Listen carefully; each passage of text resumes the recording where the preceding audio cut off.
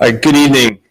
In the video released by the lawyer for the Miya Marcano family, where it appears our deputy is looking into the disappearance of Miya, has been brought to our attention, but I don't want to talk about that. So first, I understand this family has been through unimaginable pain and loss, and we can't begin to express the sorrow that we feel for Mia's family and loved ones. So we do recognize in that video, the family mentions concerns about previous interactions between Miya and Armando Caballero. However, at the time the video was taken, there was no basis for our deputies to detain or arrest Armando Caballero. Our deputies are not permitted to arrest or detain someone based on a hunch or based on what someone else is saying. Instead, they must establish facts to justify such a detention. So, sadly, detaining Caballero at 4:30 a.m. would not have changed the fact that Caballero left her body at the Timberscan Apartments between 8 and 9 p.m. The night before. That's a full 8 hours before that video was taken, and actually, it was before the sheriff's office was even called to look into to check the well-being of Miya like her parents wanted. So our detectives, my commanders, myself, we're going to look into every part of this investigation to see and to make sure that everything possible was done in our quest to find Miya. To my right, there's a more complete investigative timeline than we had released previously. We'll kind of give you a clear picture of what happened in the hours after Miya was reported to us. You'll see on there that she was entered into the system at 1:30 a.m. that morning, and that we had conducted a search warrant on Armando Caballero's apartment the next day. And Mia's parents had been receiving this information from our detectives as the investigation was unfolding. Our detectives talked to the parents numerous times a day and gave them as much information as we could without, compromising the integrity of the investigation. So again, we're still awaiting the cause and the manner of death from the medical examiner's office. Because of the decomposition, because we're waiting on toxicology, that could take some time. As has been reported before, Miya was found bound with black duct tape on her feet and hands, and her mouth was also covered with black duct tape. The shirt that was widely posted as the shirt that she had been missing was found inside of her purse as well. And so before I take some questions again want to express our deepest sorrow to Mia's parents, and the rest of the family and the friends and all their loved ones. So I'll take some questions. We'll start over here. At this point, do you think she was raped? I mean, finding the shirt in the purse like that, what do you know from that so far? There's no indication that there was sexual assault of any kind. Sheriff, so it says that the deputy was dispatched at 9:42 on Friday. Seeing the disarray in her apartment, how come that didn't spark more of a response? Well, actually, in watching video and looking at the report, the deputies actually made comments about how clean the apartment was. So again, our deputies responded to check the well-being and began the documentation and began collecting the information they needed to continue with the investigation. Like I said, she was put into the system as missing at 1:30, and we worked all weekend long, identified the suspect with all those facts involved, and continue our investigation and until we found her, this past weekend. Sheriff Mina, Curtis McLeod with Spectrum News 13. Did the deputy on the scene who actually had contact with Caballero, did he contact a supervisor after he came in contact with him? Yeah, and that's all part of the investigation. We're going to look into exactly who was notified, when they were notified, and what more could have been done. And so again, I do have to go back to the fact that unfortunately all these things that we're talking about wouldn't have prevented anything. She was already left dead at Timberscan Apartments before we were ever called. And I know as a parent myself, I would feel so upset, and I would want all these answers, and I would want to place blame. The person responsible for Mia's death is Armando Caballero, and although the investigation still continues, he is the only person responsible for her death. What have you been able to find about the circumstances? What exactly happened? And right now, does evidence show that she may have left her apartment alive? So that's part of the information that we're trying to ascertain, and the reason we're continuing our investigation. At this point, we just don't know yet. Sure. I know you mentioned this when you first started the press conference, but can you talk to me a little bit about your thoughts on the video that you saw from family members based off of you seeing that video? Do you believe there was probable cause to detain Caballero based off of reviewing that video?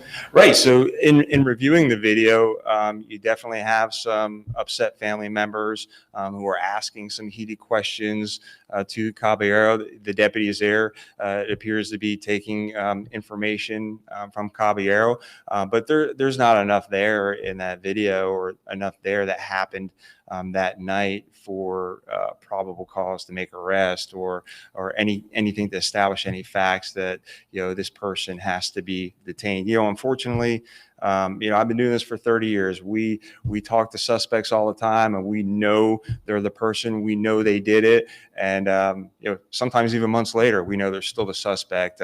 But we need to build a case. We need to investigate. We need to have all these facts that you see up here before we can actually make an arrest. And I do understand, being a parent myself, that it's hard. I can only imagine what they're going through, and they want answers.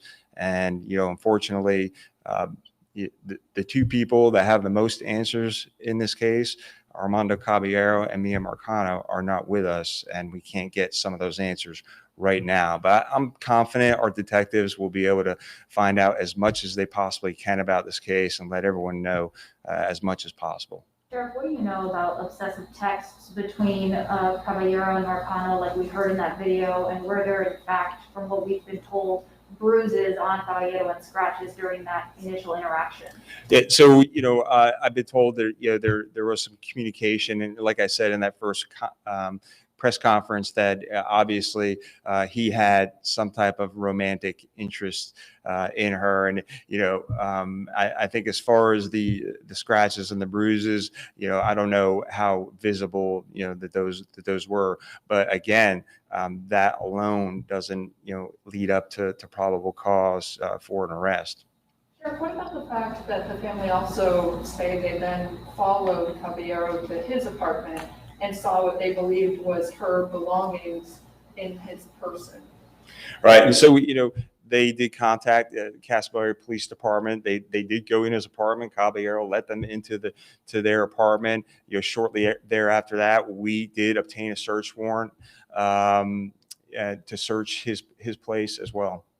What did you say to the family? Because I think their feeling right now is that if the Orange County Sheriff's Office maybe would have done even just a little bit more, they would have been able to find Mia's body earlier than a week and a day after it happened. Well, I would say again, those are all things that we're looking into.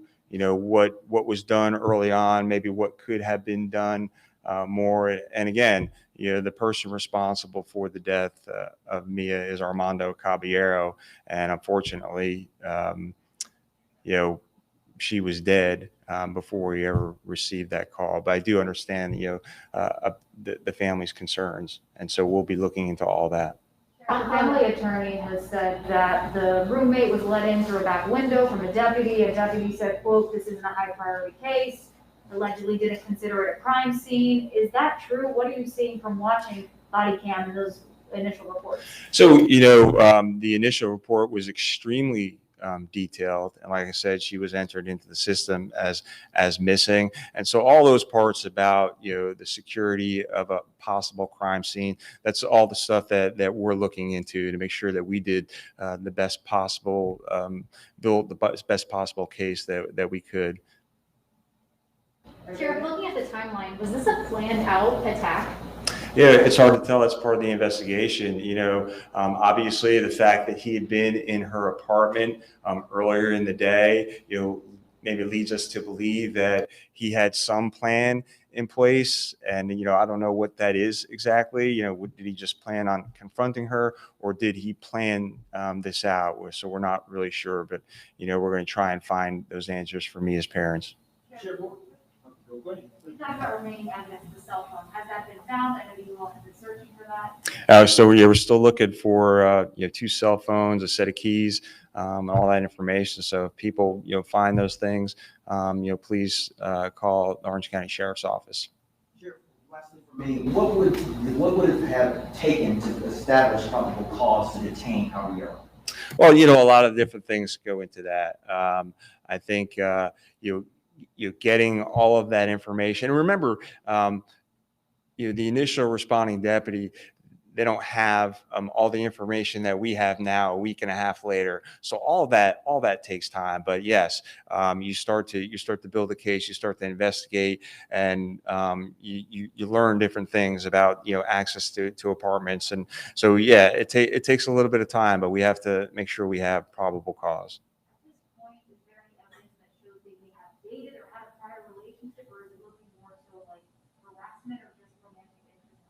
Yeah, so far the information that I've been given so far that it was a romantic interest that was rebuffed by Miya.